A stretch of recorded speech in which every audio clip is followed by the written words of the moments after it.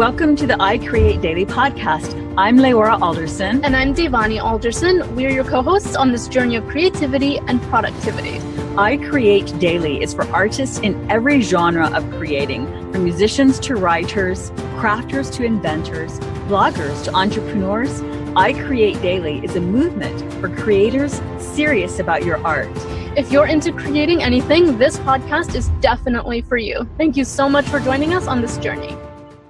Hello and welcome to the I Create Daily podcast, a movement for creators serious about their art. I'm Devani. And I'm Leora.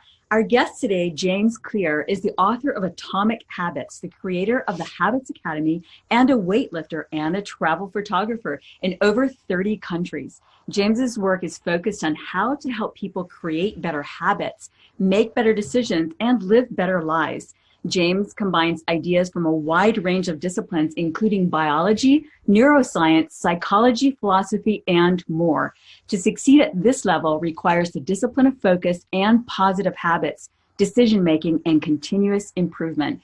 James Clear's work has appeared in the New York Times, Entrepreneur, Time, and on CBS This Morning. His website receives millions of visitors each month, and hundreds of thousands subscribe to his popular email newsletter at jamesclear.com. James is a regular speaker at Fortune 500 companies, and his work is used by teams in the NFL, NBA, and MLB. Through his online course, The Habits Academy, James Clear has taught more than 10,000 leaders, managers, coaches, and teachers.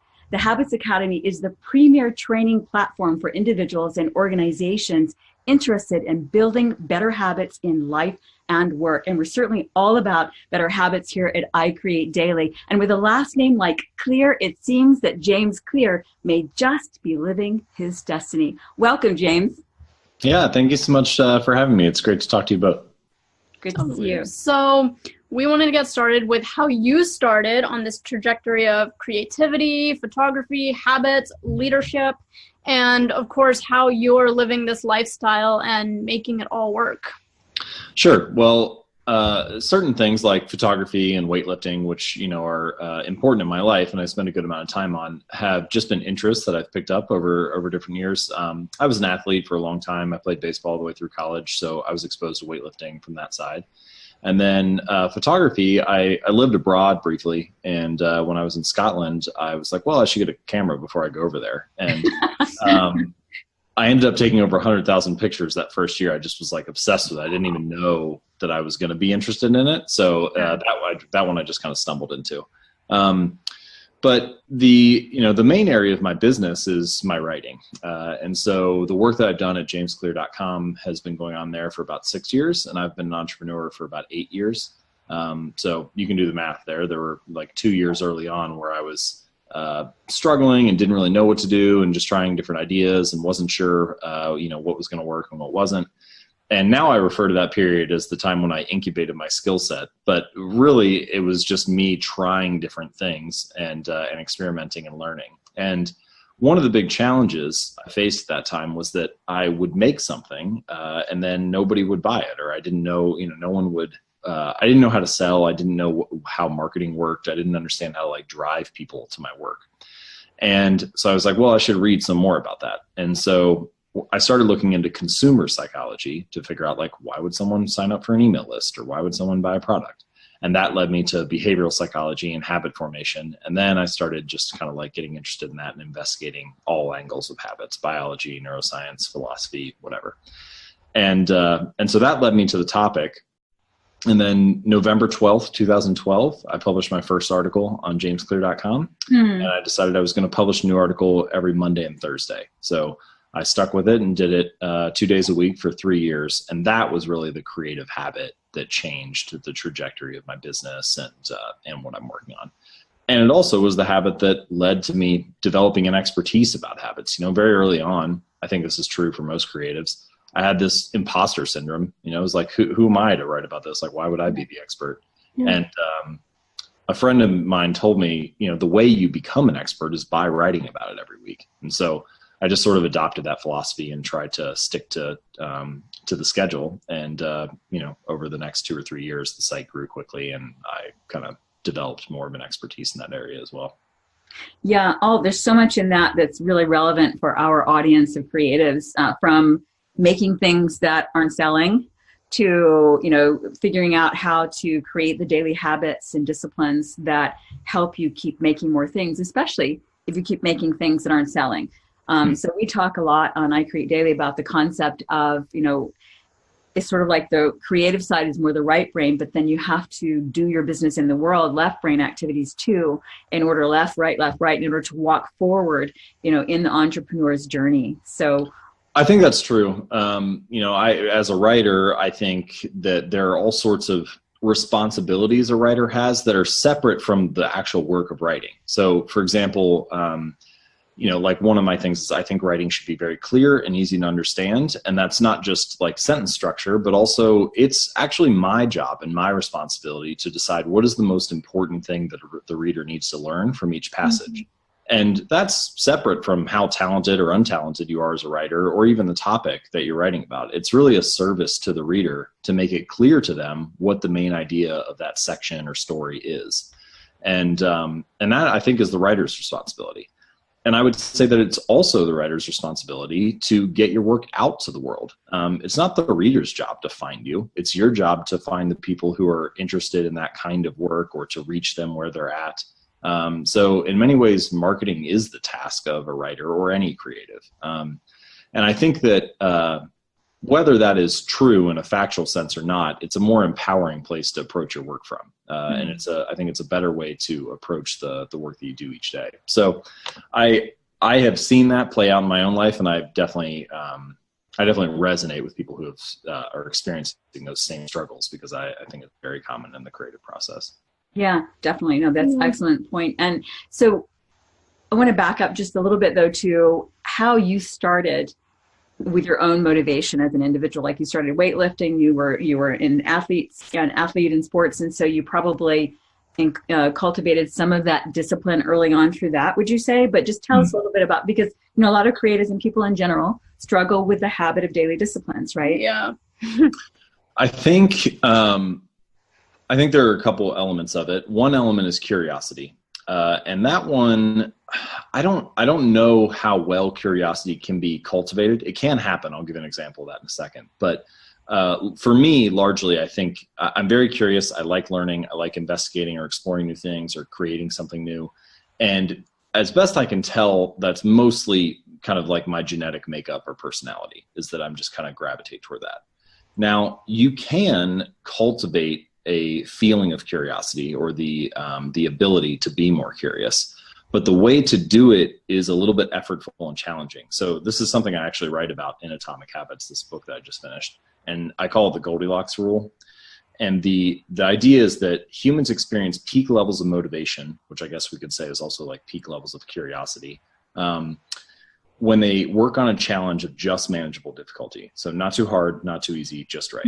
And you can imagine it kind of like if you were playing tennis and you were playing against a professional, it would get boring pretty quickly because you would lose every point. And if you play against like a 5-year-old, it would be boring pretty quickly because you would win every point.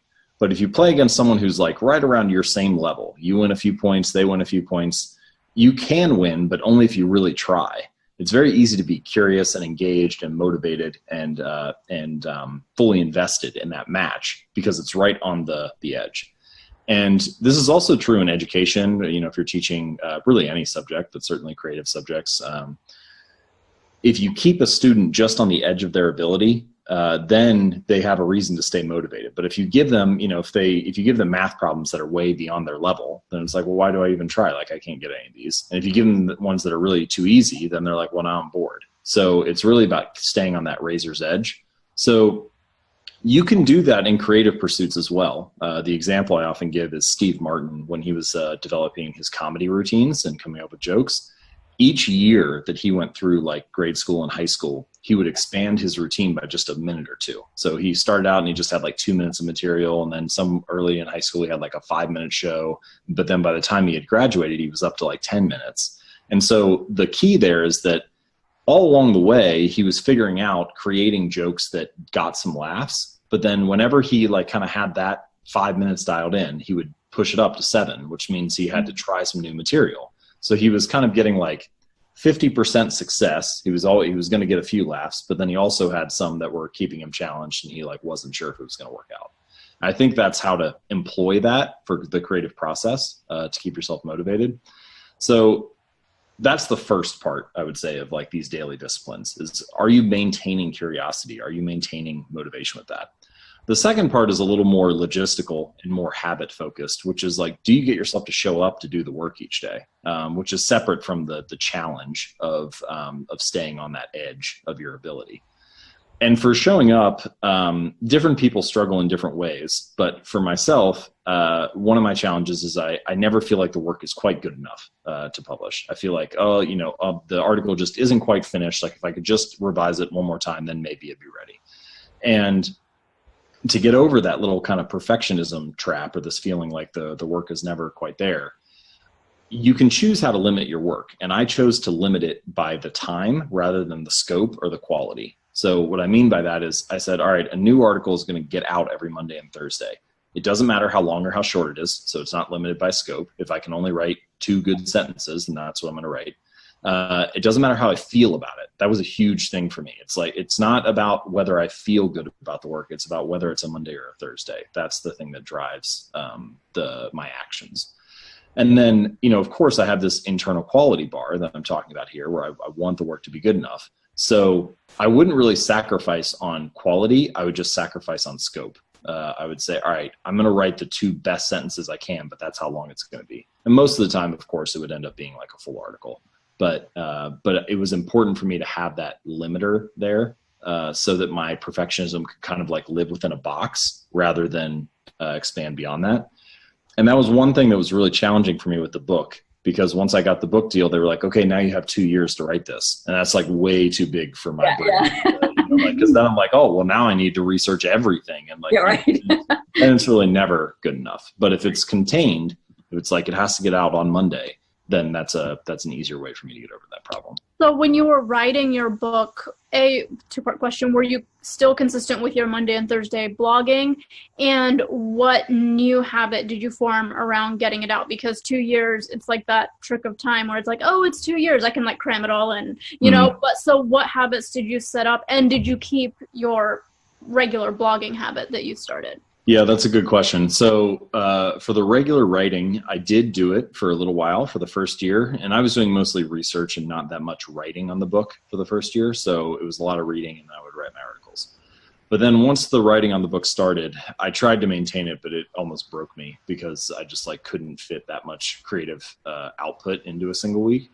So I ended up dialing it back and went back to 1 a week for a while. And then for the last 6 months, as I like wrapped up the book, I actually just wrote the book and then just updated old articles like with revisions and stuff that I had notes that I've been keeping. As far as new habits go, there were a few things that I needed to do. So the first thing that I didn't understand, and this is a point that is crucial for the building of any habit. So in the book, I break habits into 4 stages.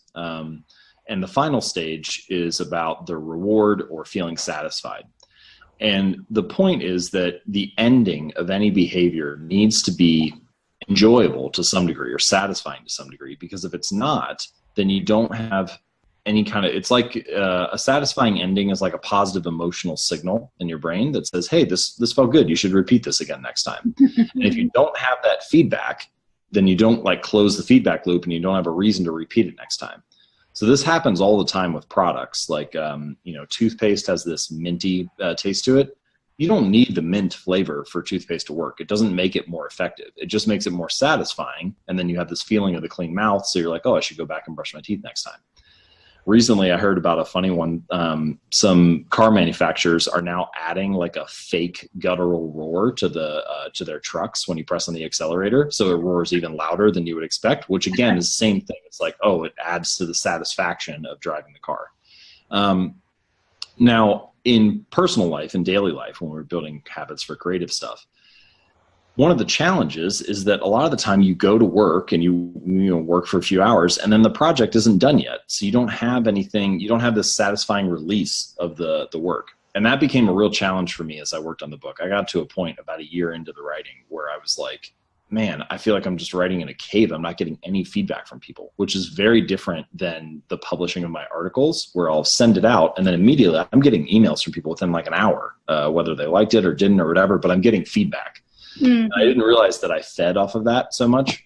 So one thing that helped was hiring an editor, an outside editor that I could just send a draft to. I don't need everybody to see it, but I just needed somebody to give me some kind of input on it, which helped keep me motivated a little bit.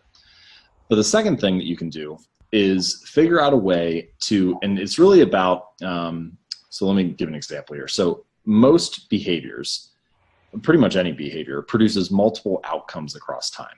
So if you eat a donut right now, the immediate outcome is favorable. It's tasty, it's good, you enjoy it. The ultimate outcome is that you gain weight in a month or something like that.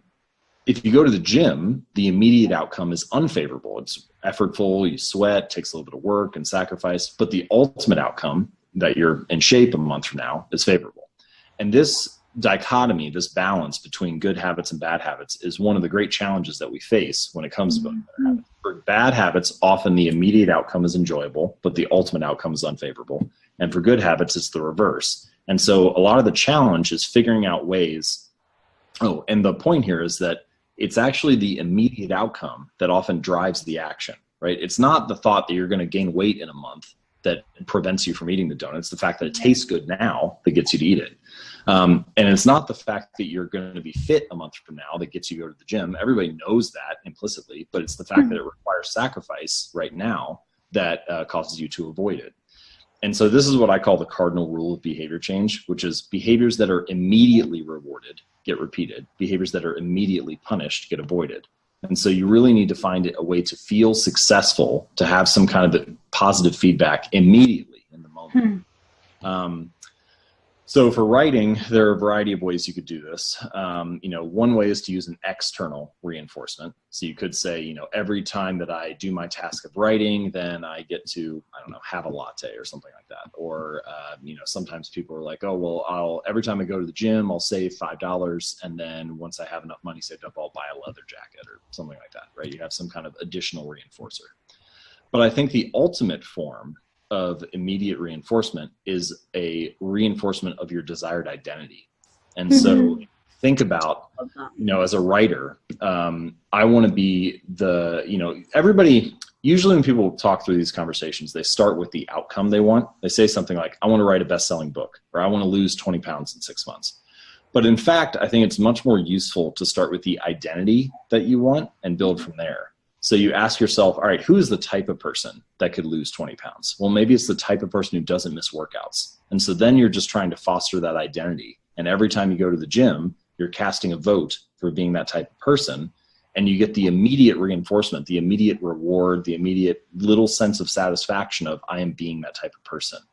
And the same thing is true whether you're a writer or a photographer or any other kind of creative, which is you can say, all right, I'd like to write a best-selling book, but who is the type of person that could do that? Well, maybe it's the type of person that writes one sentence every day. And so my job is to develop that identity, to be the type of person who, no matter what the conditions are, no matter what the circumstances I'm facing, I always write at least one sentence. And if I can adhere to that identity, then good things are going to come.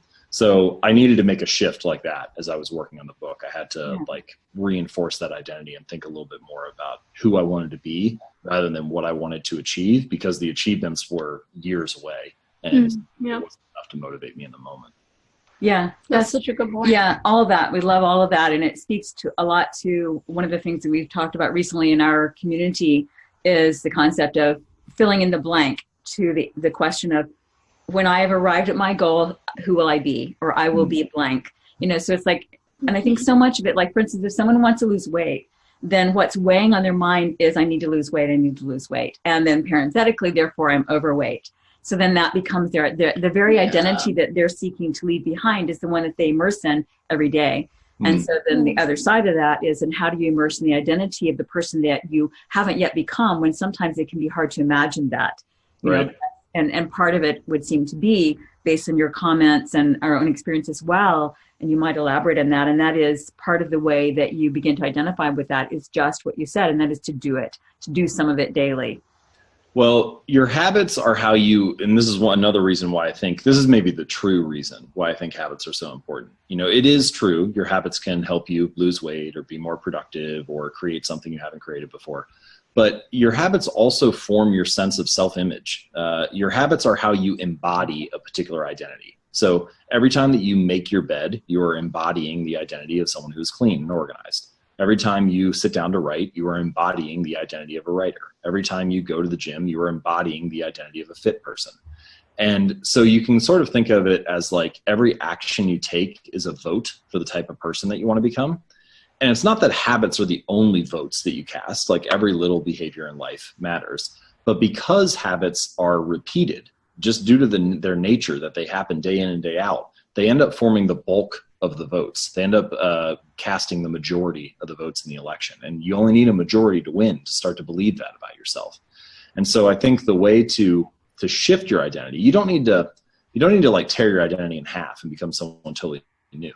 The way to like upgrade and expand it, to build upon it, it's sort of like retouching a painting. The way to retouch your identity and get to the point where you feel more confident or more creative or more sure of yourself is to slowly cast those votes and embody that identity each day. And as the body of evidence builds up, you actually have a reason to believe that about yourself. Like sometimes people will say things like, fake it till you make it or something like that. And it's not necessarily a bad idea, but the problem is if all you're doing is believing it or thinking it, at some point it becomes delusional if you don't have evidence to back it up. And so the mind does not like having beliefs without evidence. There's like this conflict, right? It needs to be able to find reasons to believe it. Otherwise, you just feel like you're trying to fake yourself out. And so that's why I think that habits are so important, because they provide that evidence. They cast those votes for that identity. So when you say something like, you know what, like I am a creative person. Well, if you can look back and you see that you've written a sentence every day for the last month, you actually have evidence that you are embodying that identity. You have a reason to believe that. So in that way, I think that, yes, to answer your question in brief, at doing it or being it is the fastest way to start believing it.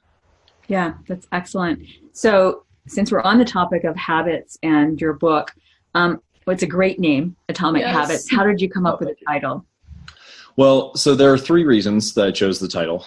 So the word atomic can mean different things. So first, it can mean small or tiny. And that is kind of a central piece of my philosophy, is that habits should be easy to do. They should be small. Changes should be easy. And so like the phrase I use a lot in the book and elsewhere is, can you just get 1% better each day? Just that idea, something simple, something atomic.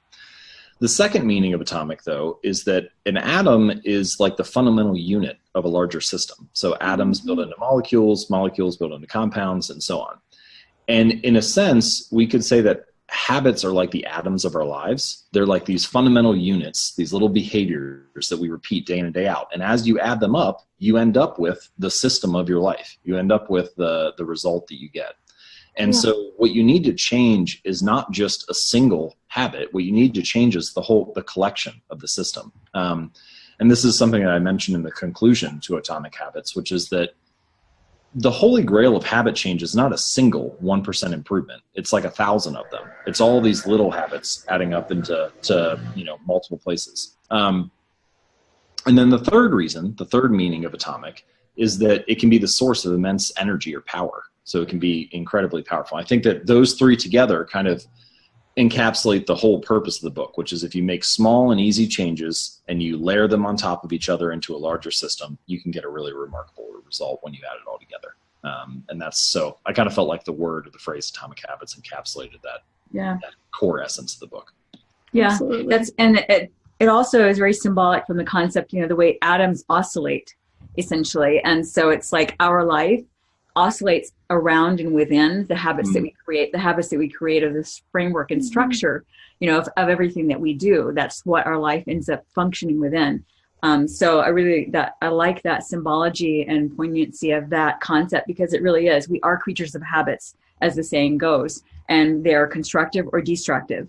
And if we can just replace, one destructive with one constructive, then we continue to oscillate or vibrate at a higher rate increasingly. Yeah, that's very interesting. I hadn't thought of that before, but habits are sort of like the anchor in your day, and everything that happens or oscillates around it. It can be, if you can design them to your liking, it can be a very powerful anchor to have in your life. Yeah. And the liking part that you mentioned and the reward system that you mentioned, it seems it like adds buoyancy, and light to the atoms, so to speak, kind of like the lightning bugs in our life, so to speak there. It's like a positive kind of thing. But speaking of positive and your book, so you're already, like, it's already selling and it doesn't come out. It's on pre-order right now as of this recording, which is in September 12th. It comes out in October, but you've already sold quite a few on pre-order for October. So what are you doing to market your book? How is it that it didn't become something you created that sat on the shelf, so to speak? Yes. Well, I hope that I've learned my lesson and that it will be sold far and wide. So the biggest thing, the short answer to this, which is short to say, but takes a long time to build, is that I already had a platform and an email list. And the reason that I had it is because of what we talked about early in this conversation, which is I wrote 2 articles a week for 3 years. And I think that in a sense, there's like a lesson in there, which is that, people will come and they'll ask like, okay, well, how can I get a book that, hits the top 100 on Amazon, or how can I get into shape or whatever? And the answer is sort of like, to a certain degree, you need to read and learn and understand what the right strategies are. But honestly, the bulk of it is like, well, write 2 articles a week for 3 years and then get back to me, or like, don't miss a workout for 2 years and then get back to me. Yeah. I don't say that to like be flippant or push people away, but just to highlight the fact that it's very easy to get caught up in strategy and tactics and overlook the thing that makes like 95% of the difference. If we use the gym as a metaphor, people do all kinds of things. They buy new running shoes, they buy knee sleeves, they buy protein powders and like health bars and all this stuff. And all that stuff makes like the last 5% of difference maybe. And the thing that makes the biggest difference is, do you not miss workouts and do you get the volume in that you need? If you do, then like your body adapts. And I think the creative process is very similar. It's like, okay, yes, you need to understand how to drive traffic to your website and like the appropriate ways to design forms and get people to convert to your email list and things like that. But the thing that makes the biggest difference is, are you writing 2 articles a week in my example? And I don't think there's anything magical about twice a week. It's more about just figuring out the creative schedule that works for you, whether it's 1 podcast a week or 1 every 2 weeks or whatever it is. But there's some kind of quote where it's like, your job is not to judge the work, it's to create the work. And after you produce it and everybody else is deciding whether it's good or not, then you go ahead and go off and create more work. And I like that idea. So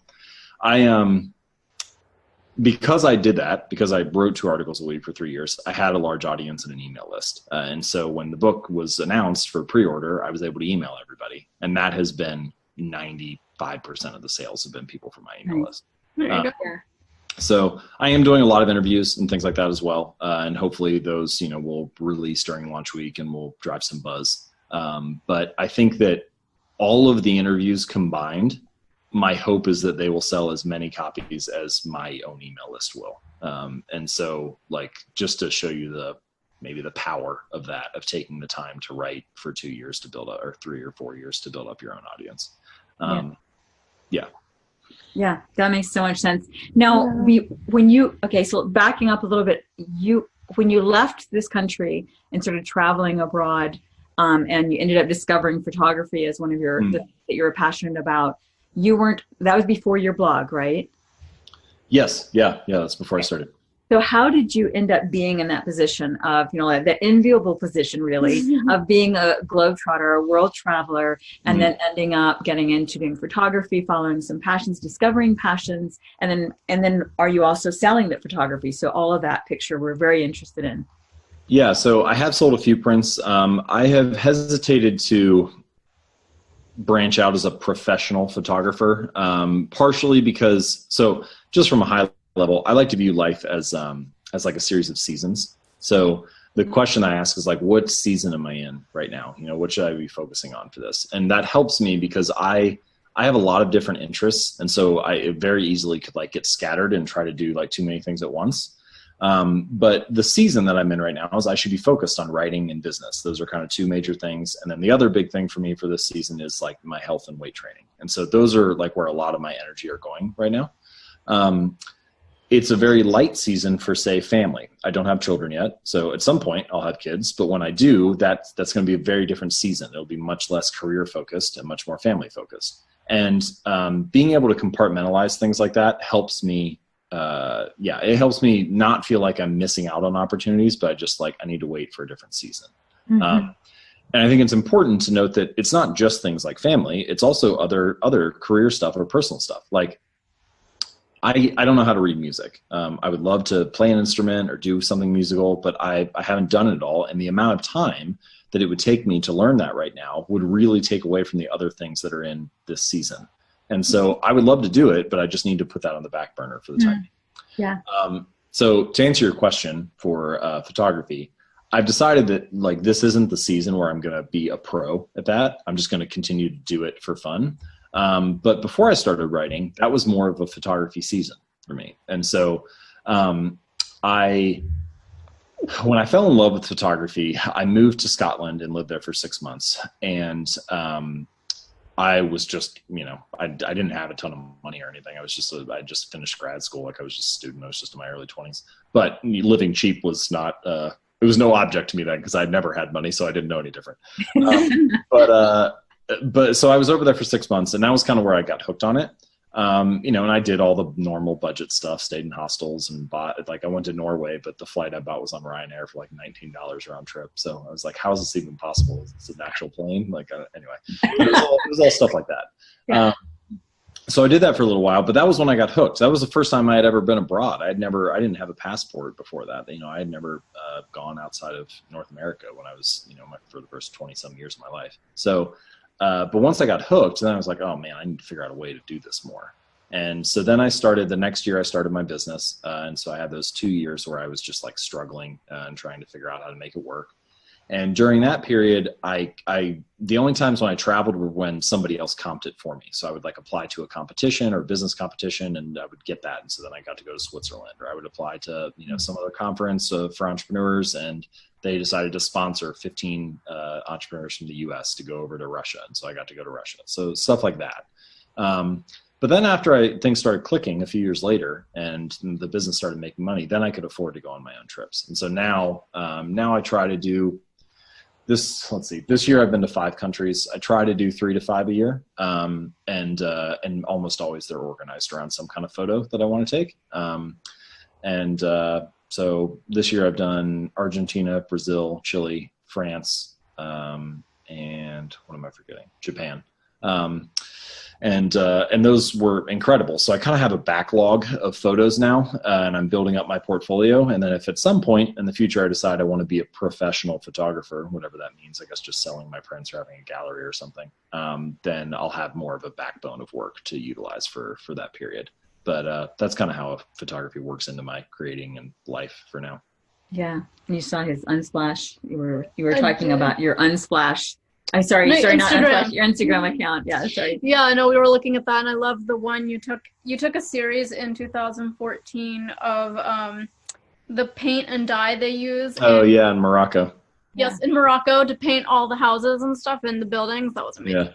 Yeah, that trip was incredible. It was one of my first like true photography trips where I like organized the whole thing around what pictures do I want to take. And for me, photography is a fun entry point into culture. It gives me a reason to go. It gives me a reason to experience whatever the beautiful things are in a particular country. And my other entry point is food. And so between those two, I feel like I get really good exposure to the culture. Like I pretty much organize the trips around what pictures do I want to take and what foods do I want to eat, or, restaurants to go to. And it ends up being a really cool experience. That's awesome. So when you said that when your business started making more money and you could travel more freely, can you clarify the business that you're speaking of? Sure. So jamesclear.com is 98% of the money that I make at this point. I tried a couple other little businesses, for those first 2 years, probably 4 or 5 different ideas. None of them really took off. I was making enough money to pay my bills, but it wasn't anything substantial. And it took me really probably 18 months before I was making enough from my businesses to pay for stuff. For the first 18 months, I lived off of savings. I had won this competition and when I was in graduate school, and the first place prize was $10,000. So I lived off of that for the first 6 months. And then the next like year, I just took on freelance clients to do, to design like websites and stuff. So it was just enough for me to get by. And then after I was about 18 months to 2 years in, I was making enough to pay my bills. And then I launched jamesclear.com in the third year. And for whatever reason, that site took off much faster than anything else that I had worked on. So I went from 0 to 100,000 email subscribers in less than 2 years. And that was like way, way faster than anything that I had done. So it was kind of obvious to me once I got going on it that like, okay, people like this more. I should focus my time and attention here. And so early on, I was just getting paid for like to do a speaking event at a company or something like that because I didn't really have products. And then I created an online course. So it's called the Habits Academy, and that's kind of my premier training platform for habits and teaching habits to organizations and individuals. So the course made up the bulk of the revenue for the first few years after speaking. And then gradually I added some other things. So like, we have affiliate revenue. So the site, my site gets a couple million visitors a month now. So it's not, if you buy it, if you click on a book that I mentioned in an article and buy it on Amazon, I get like 80 cents or something. But when you have a lot of people visiting, it adds up. Yeah. And then now I signed the book deal. So that'll be published by Penguin Random House this year. So the book is another product. We have a habit journal that we're creating it's essentially a dot grid journal, but it's laid out a little more elegantly than just your basic layout. And so it helps people build a daily journaling habit if they're interested in that. And it also has habit trackers in the back for tracking any or measuring any habit. So now we have a couple physical products. We have the course, we have speaking, we have affiliate revenue. And so all of those together kind of make up the backbone of the business at jamesclear.com. When you signed your book deal, were you already planning a book, or did they approach you like you write about this topic and it'd be great to publish, or did you already have that in your mind? And then like, how did that come about? Yeah, it was kind of an organic process. I had at that point, I was fairly established as a blogger. And I had multiple friends who had written books or were either in the process of writing one. So it was on my mind because it seemed like, okay, this is the natural next step. Like you build a site, you're writing, you build an audience, then you get a book deal. So in a lot of ways, that momentum is kind of what carried me into it. They did reach out to me though. I had a couple different publishers who reached out. In fact, one person who directly at Penguin, who I ultimately ended up going with, but that wasn't specifically why, but they were one of the ones who reached out. And then I also started thinking about it more because I had multiple agents reaching out. And so they were like, hey, if you think about writing a book at some point, I'd be interested in representing you or whatever. And one of the agents who reached out, Lisa, who ends up being my agent now, was also recommended to me by two friends. And so I was like, all right, if I'm hearing that she's good and she's interested, then maybe we should pursue this further. And so that was how I got my agent. And then we put together the proposal, which took maybe 3 months or so. And I don't think for people who are thinking of writing a book, a proposal doesn't have to take 3 months, but it probably will. In theory, you could do it in a month or maybe 6 weeks, but in practice, between all the back and forth and everything, it's going to take a little while. Yeah. So we made the proposal. My agent sent it to, and this is the great thing about having an agent, she already knew which publishers publish those kinds of books and which person at that publisher reviews those kind of books. Yeah. So she was able to send them to all the right people. So I think we sent it to 17 or 19 publishers. I can't remember exactly. And then we ended up getting meetings with 7 of them. And so I went to New York for a week. We met with everybody. And then we kind of had this little like bidding war over the book and ended up choosing to go with Penguin Random House. So, yeah, I mean, I'm very happy with how it worked out. And again, the fact that this worked in my favor is largely a result of the fact that I just wrote 2 articles a week for 3 years. And you have to try your best every time, like one thing that I realized in that process is that I'm a terrible judge of my own work. Like sometimes you think an article is going to be really good and then you put it up and nothing really happens. And other times, like one of my most popular articles, I wrote it in the passenger seat of a car while we were driving through West Virginia, and I just wrote it because I had to get something out that day. So it really just kind of depends, but you need to show up and try your best each time. And if you do that, if in my case, if I do that twice a week, well, then I have 8 or 9 articles in a month, and I know that 2 or 3 of them will be decent. And if you have 2 or 3 good ones, everything else is easier. The marketing strategies are easier. Getting attention from people is easier. So it really all starts with that backbone of a creative habit. Yeah. Excellent. Yeah, it goes back to answering that question of what would I look like if I already was this person? Like, what would I be doing in the day if I was this person? If I was a bestseller, I would probably be committed to writing every day. If I am a blogger, I would be blogging every day. I know another blogger we've interviewed, Jeff Goins, he also talks about the same thing of like, well, you have to write every day. I'm not saying you have to publish every day because that can be a lot, but you have to write every day if you want to be a professional writer. And so just that mindset of if you're going to be this thing, what's something you have to do every day to be that thing? Yeah. I think that's right. It can be frustrating to hear that when you're starting out because you're like, oh, like what I need is a book deal, or I need the money, I need I need to pay rent, whatever. But the thing that I tried to remind myself in the beginning is that the next 2 years are going to pass anyway. They're not like it's not stopping. So I might as well start now. And the only way to, if we're just going to use this as an example, and my story is literally just one data point. It's not the only way these things can happen. But if you're going to say, okay, you need to write for 3 years to get the agent and the book deal and the audience and all that stuff. Well, the only way to get through that is for 3 years to pass. So you might as well start today so that you can start knocking those days down and get to it as soon as possible. Because the longer that you wait, because you're not happy with what the answer is, doesn't mean the answer is not true.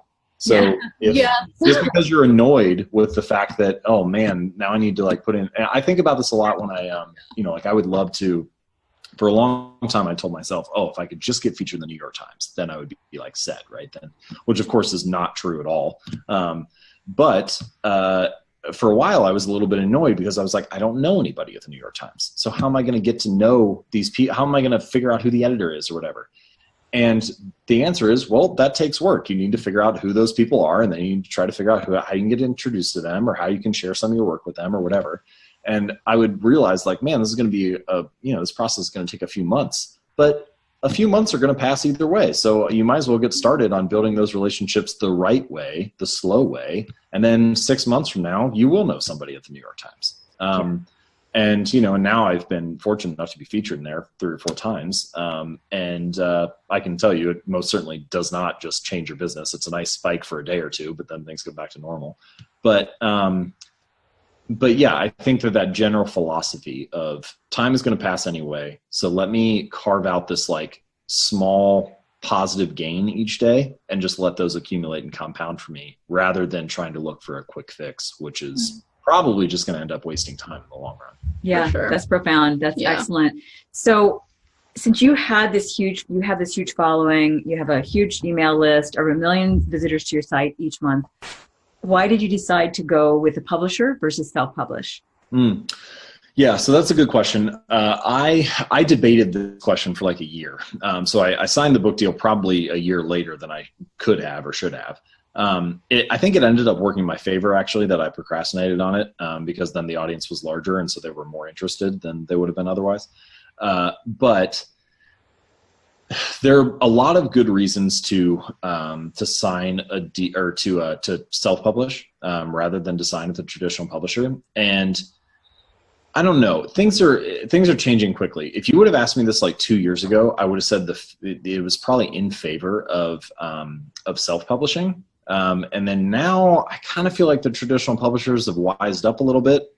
So like the example that I give is for about maybe a 10-year period, let's say from like 2005 to 2015, bloggers and anybody kind of starting their own thing online, they kind of had this technical advantage. Like they were using the new platform, and all of the old guard, like the Washington Post or whatever newspapers and like all that. So people were saying things like, oh, newspapers are dying, or, like these magazines aren't adapting quick enough and traditional publishing isn't a thing anymore or whatever. And that was true because the bloggers were kind of on the leading edge of technology, but the old guard had not caught up yet. The challenge is the New York Times always had better writers, but they just weren't utilizing the technology. Now, I don't think that's as true. The last 3 or 4 years, some of these major platforms are starting to catch up, and they are using all of the same things that the bloggers were using. Yeah. And so now the technology is even and the talent is still in their favor, generally speaking. So I think some of the advantages of self-publishing have maybe evaporated a little bit because of that.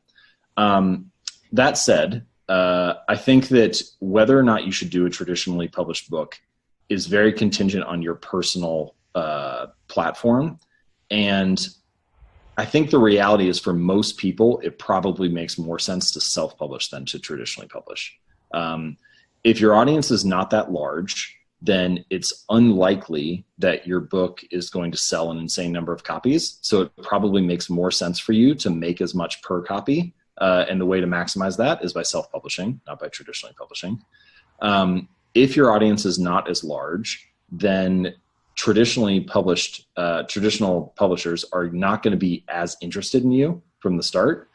And they might say that. They might say, oh no, it's about the idea, it's about the book you're pitching, whatever. But I think in reality, they wouldn't have let me in the room if I didn't have a large platform. And so knowing that, you kind of have to know what the game is that they're playing. That said, if you do have a large platform, going with a traditional publisher can be really valuable, because if you get a large advance from them and you get their buy-in, then you start to get access to a ton of resources that you don't have normally, and you also get a lot of problems solved for you that you would otherwise have to figure out yourself. So all of the distribution of my book, getting it into Barnes & Noble, getting it shipped places, getting it printed, getting the interior layout done, getting the cover design done, they handled all of that. They hired professional people to do it all. That's made my life much easier. For me, this is the first book that I was working on. And so there were a lot of things that I didn't know and things that I didn't know I didn't know. And so I wanted to work with people who had done it before, so they could point out a lot of my mistakes, which has definitely happened at every stage of the process. So my agent and my publisher, the person who's in charge of the publishing imprint for me, they have both been making books for over 25 years. And so they have been incredibly helpful for me throughout the process.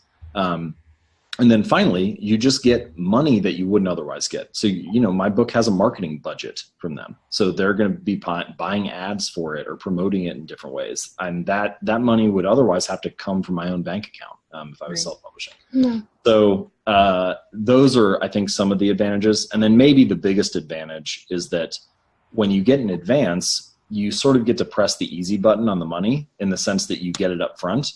Now, it's quite possible that you would end up earning more if you self-published and sold the same number of copies.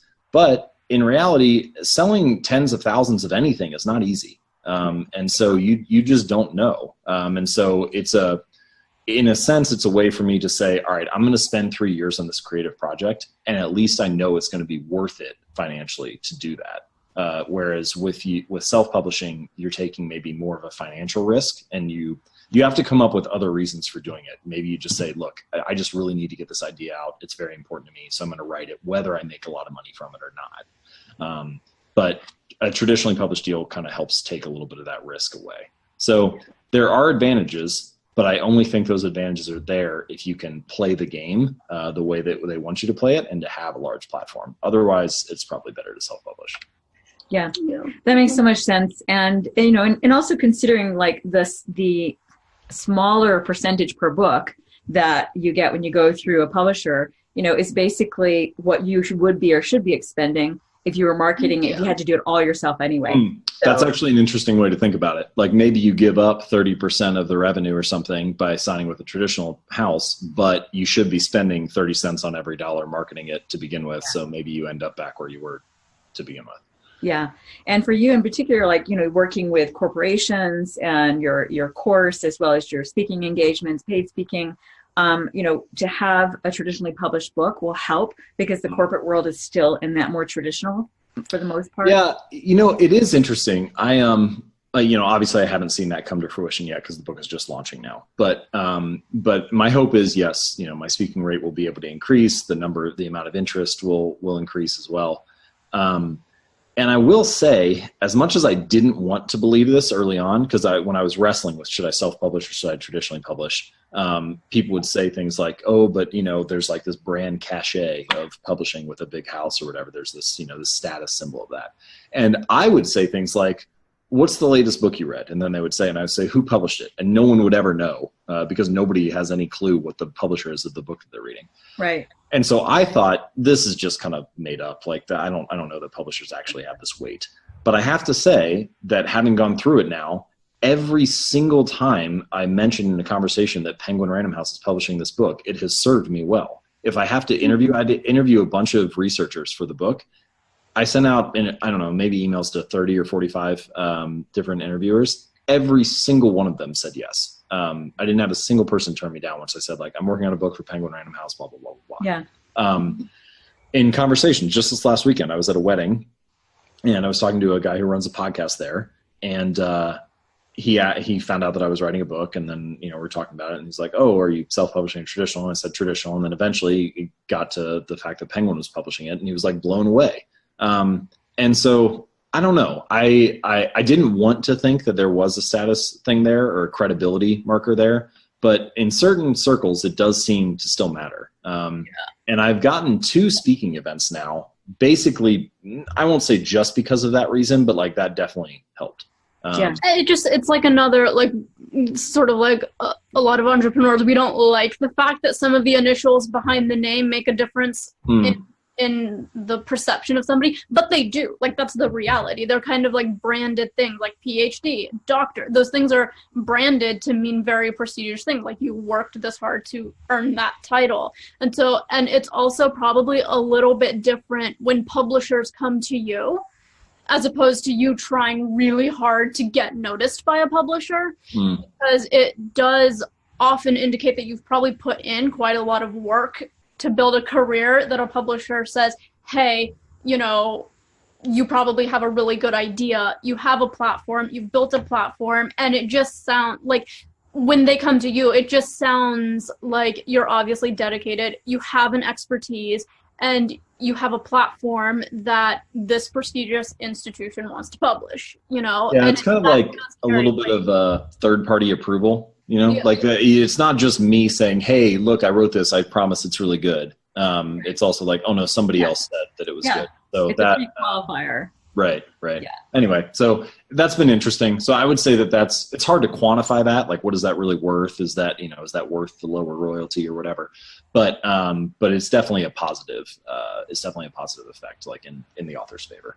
Yeah. And in speaking engagements, so that'll be the leverage. So when you go to speaking engagements, chances are most of them will also buy a book for every member in their audience that you'll be speaking to. Right. Often that's the case. So, and certainly you could negotiate that as part of your package as an option. For sure.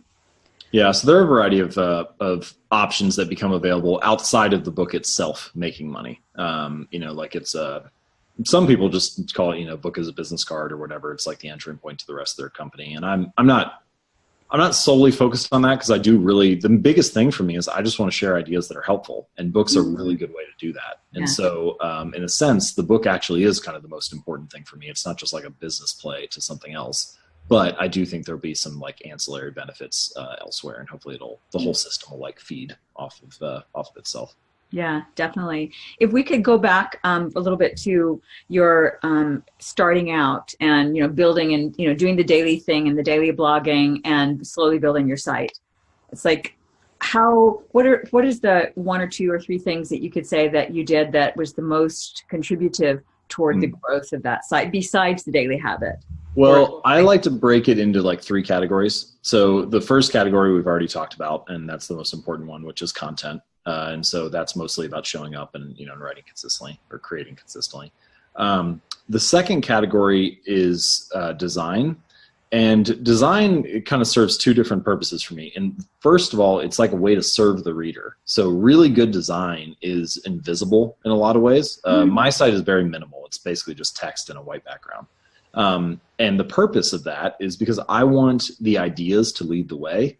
And for like, I don't want to be able to hide behind anything. I don't need to hide behind visual design. If the idea isn't good enough to keep you on the page, then I need to write something better. So, so that's the first thing, or the second thing is design. So content design. For design, the big thing that I did with respect to growing the audience was email. So every page should have effectively like one goal. Like I don't want to have multiple calls to action on any given page. And pretty much every page for me, the primary goal is to join the email list. And I really don't consider you a reader unless you're on the email list. If you're visiting the site, you're just kind of like a visitor. It's like someone window shopping. If you're on the email list, then you're part of the community. So the way that I think about it is, what is the visitor looking to do when they get to that page? And then what are the points on the page where they're looking for something to do next? And that's when I should be offering them the email list. So for example, for a long time, I would just go through these kind of thought experiments, be like, all right, somebody sees an article on Facebook and they click through to my site. What is their intention at that point then? What are they looking to do? Well, they just click through on the title. So the thing that they're looking to do is read the article. So I should make sure that they can do that as fast as possible. So if we have pop-ups or if we have sliding forms, they don't show on the first page view because people are actually looking to read the article. So I let them read. Then if they click through the next page, then they'll see it. And so that's very much based on like the user intent. The second thing that I'll do is go to an individual page and ask myself, all right, where on this page are they looking for something to do next? So the most obvious one is you get to the end of an article. And then what do? Well, if there's nothing there, for a long time, I just had like a blank footer there at the end of articles. People would just leave. But then the next month we tested putting an email form down there. And we had like 500 people sign up. So I was like 500 extra people a month just from having just from showing them what to do next. And you can do that pretty much anywhere throughout your workflow. Think about like, okay, when does someone get to the end of an activity and what do we want them to do after that? Let's prompt them right there. So those are just some very basic design things, but design is the second bucket. And then the third bucket, the third major pillar is traffic. And the rule of thumb that I like to follow is 2%. So if your conversion rate, total visitors for the month over total subscribers, total new subscribers, if your conversion rate is 2% or higher, then your design and conversion are good and you need to focus on driving more traffic. If it's under 2%, you need to focus on the design because you're kind of missing too many people that are coming. But assuming that you hit that 2% number, then you need to start thinking about how can I drive more people to the site. And for me, it usually falls into three categories. So the first one is search, and Google traffic has gone up for me every single year. And it's almost linearly with the number of articles that I write. Nice. So it's basically like write another article, you got another thing to rank. So there's no real magic to that one.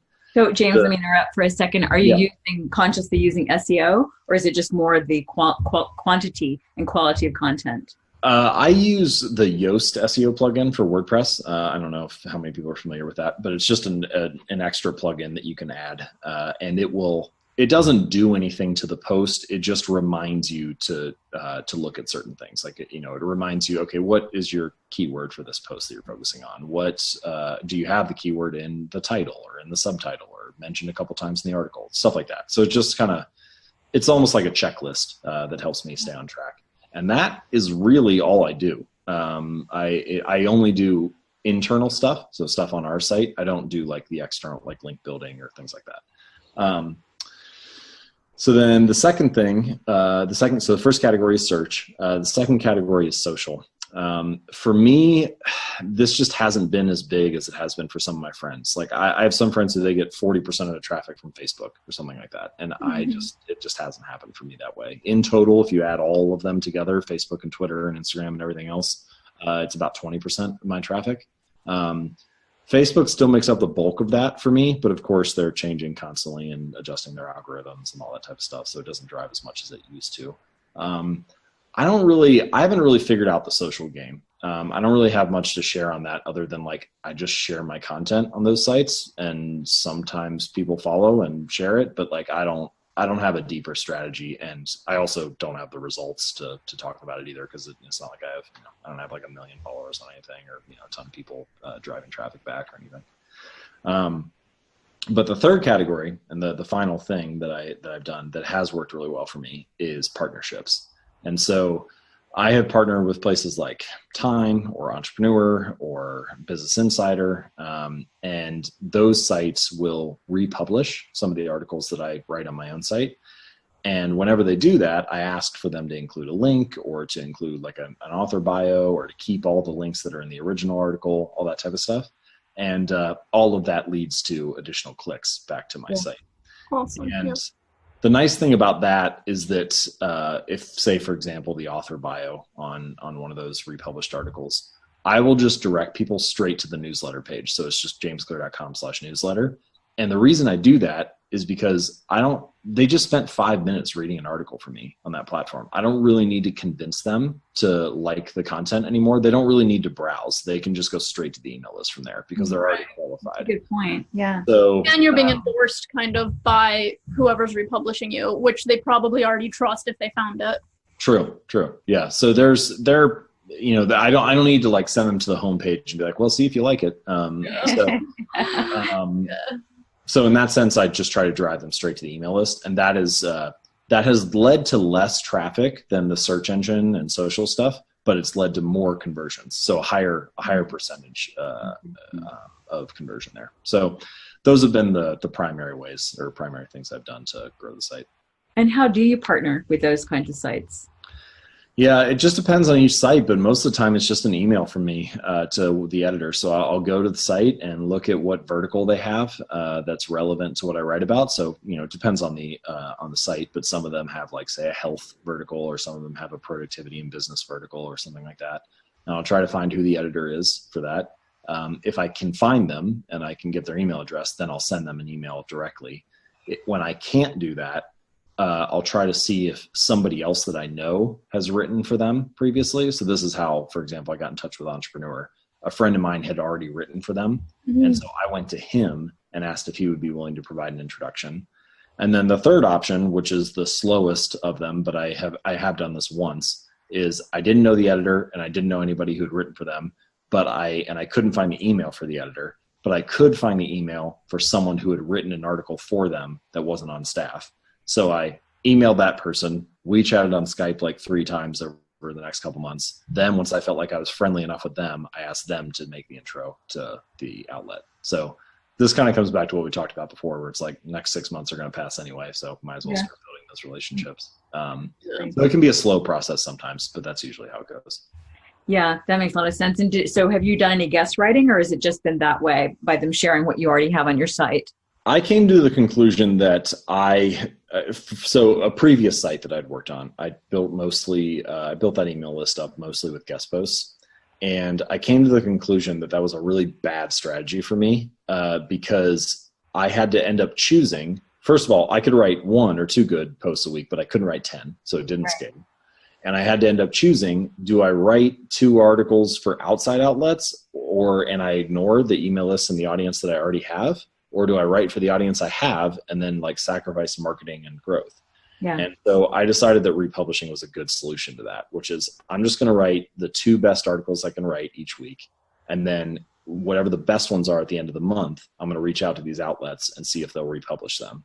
And if they will, then I can do that on multiple outlets. So I get more scale and I don't have to ignore my own audience to reach new people. So it kind of solved both problems, which is, so I've never written a guest post for the work that I've done at jamesclear.com. I think the last one I wrote was, 5 or 6 years ago for another site. Yeah, makes so much sense.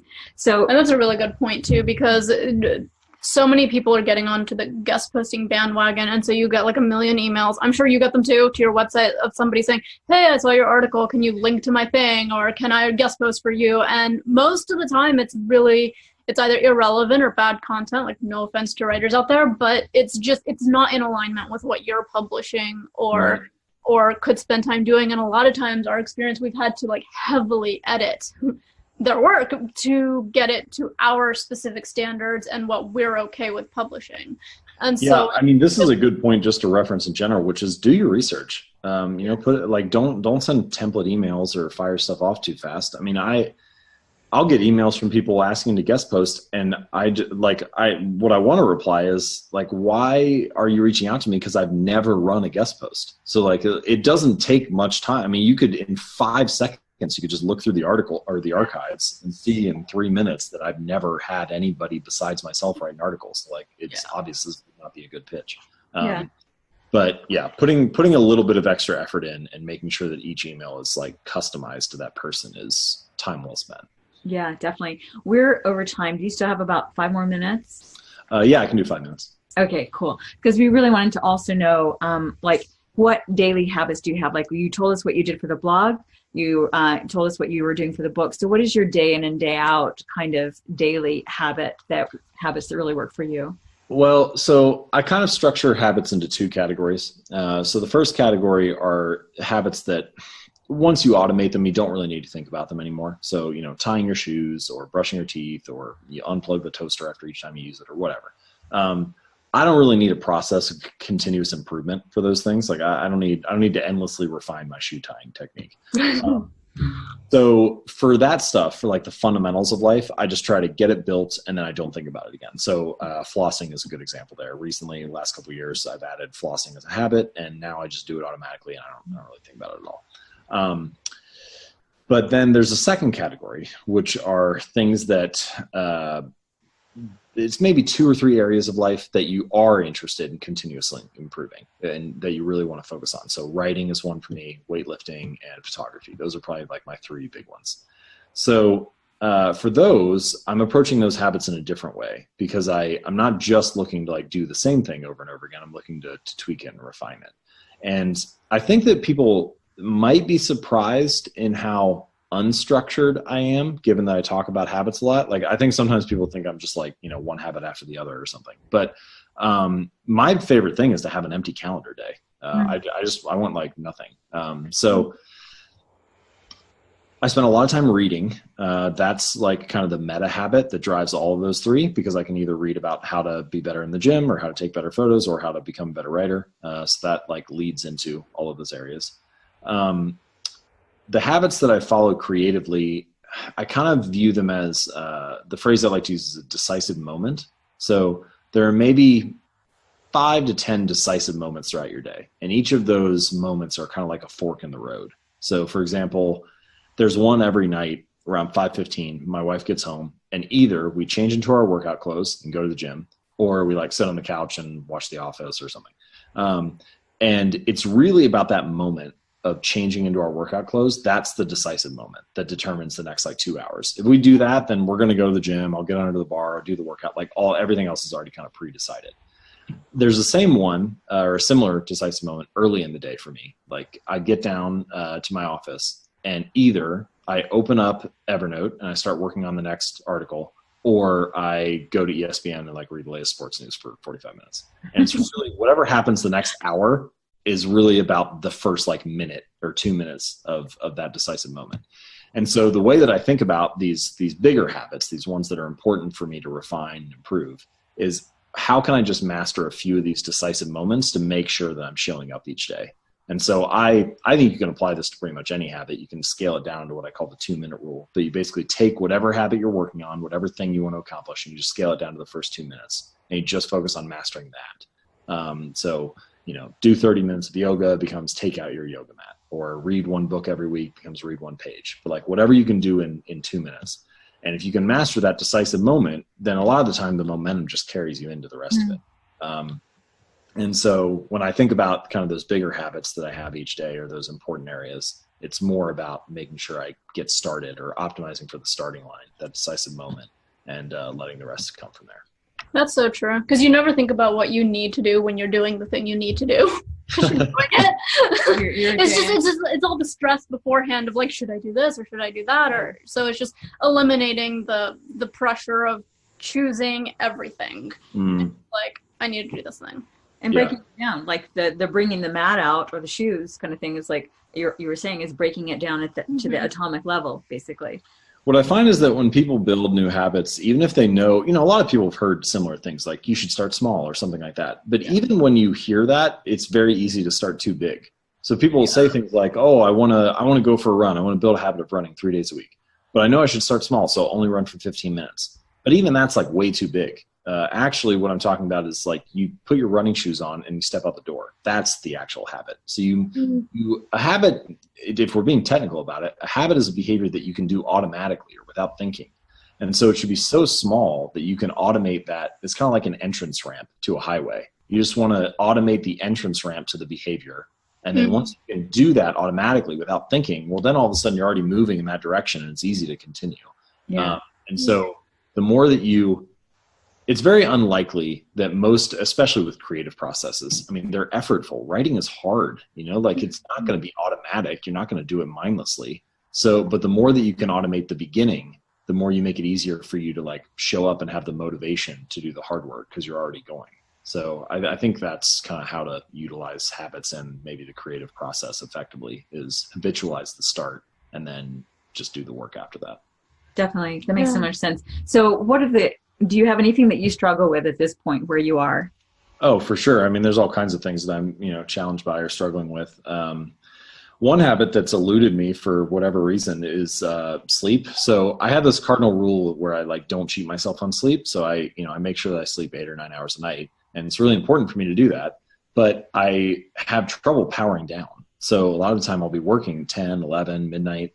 And if I go to bed at midnight, well, that means I'm not going to wake up till 8 or 9. So like going to bed early and waking up early it's just not something that I do consistently. So I don't feel bad about it. I don't feel, it's fine. I'm able to work whenever. So it's, it's not a big deal. But I do notice that I tend to do better work earlier. So I would prefer to wake up early if I have my choice. But for whatever reason, it's not really about waking up early. It's more about powering down early. That is the challenge. And so figuring out when to shut off that's been one that's been difficult. You know that you're probably tuned into some of the podcasts and advice out there about, minimizing the screen time, doing blue blocker glasses and that sort of thing. Apparently those things work. And also like herbal teas that are relaxing and calming. Those are some of the things that we use. Yeah. Those are all good ideas. The one that I really liked, a friend of mine he bought an outlet timer, which is you can buy for like $10 on Amazon, and he plugged it. An outlet timer is kind of like an adapter. You plug it into the outlet, and then you plug your device into the timer, and you can set the time that you want it to kill the power from that outlet. So he plugged it into his internet router, and then every night at like 10 p.m. the internet gets killed. So it's like, well, I can't watch Netflix, I can't browse the internet. It's time to go to bed. And I like things like that force your hand to move in the right direction. And you can imagine if you lived in an environment where you had like 5 or 10 of those things all nudging you towards the same direction, well, it starts to become very easy to make the right choice. Yeah. But yeah. Yeah, they compound, in other words. So the last thing I wanted to ask you is that, so it seems like in many ways you're already living your dreams. You've traveled the world, you have a successful site, you have a fantastic course, now a published book, soon to be officially published. So but there's always a new horizon. So would you like to share anything on the horizon of your dreams and goals?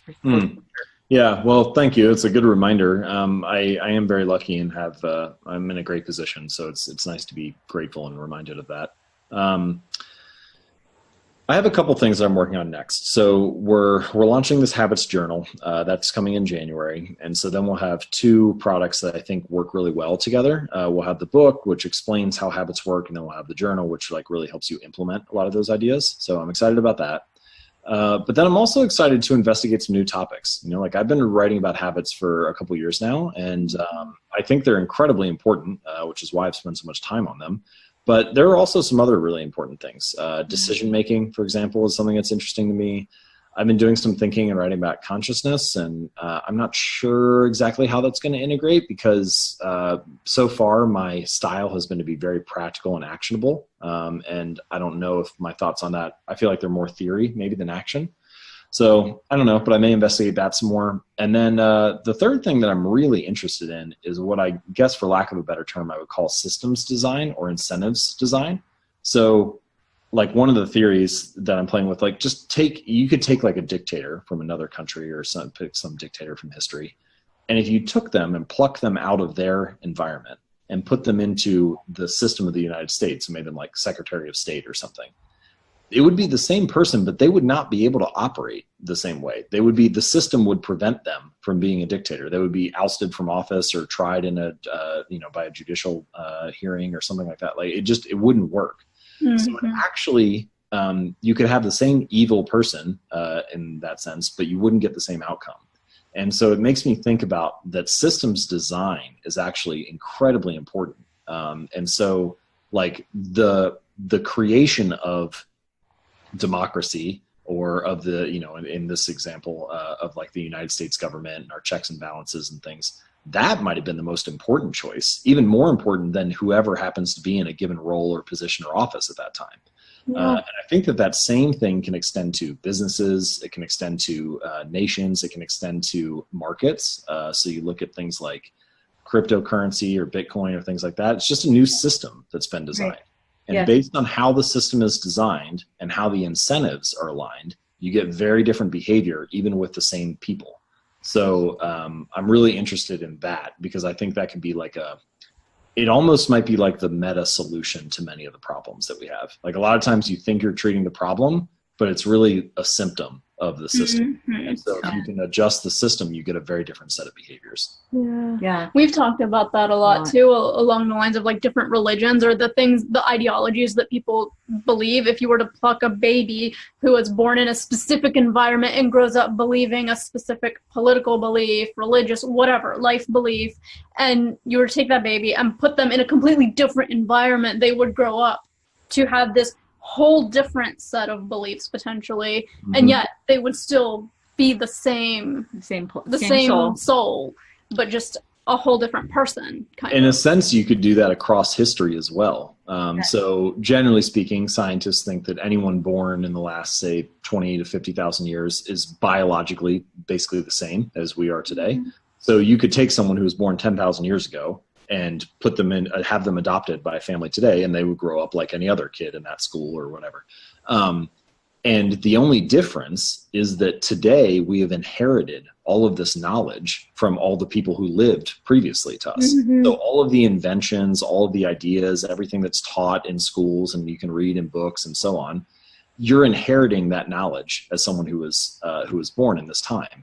And so in a sense, you are the product of the system or of the time that you were born, rather than something else. Like it is true that you're yourself, but if you would be raised in 1800 or 800 rather than in the year 2000, you would get a very different outcome, just because the system is designed differently today than it was before. Yeah. So there are like a lot of interesting threads there. Yeah, even if you're like in the 21st century, but you're in a developing country.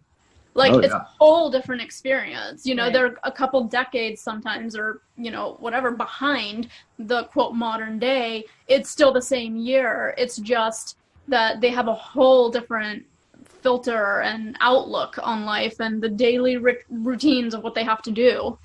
Yeah, what you're speaking to is, and we love these topics, so we'll have to bridle our enthusiasm, and so as not to drag it on too much. But I think that it's fantastic track that you're on. I think it's wonderful that you have those aspirations. Consciousness is a huge topic, and I think that this really boils back down to consciousness, because then and what's available to the consciousness. It's like and it's like essentially creating an environment. And the other part you mentioned, let's see, what was it you were interested in?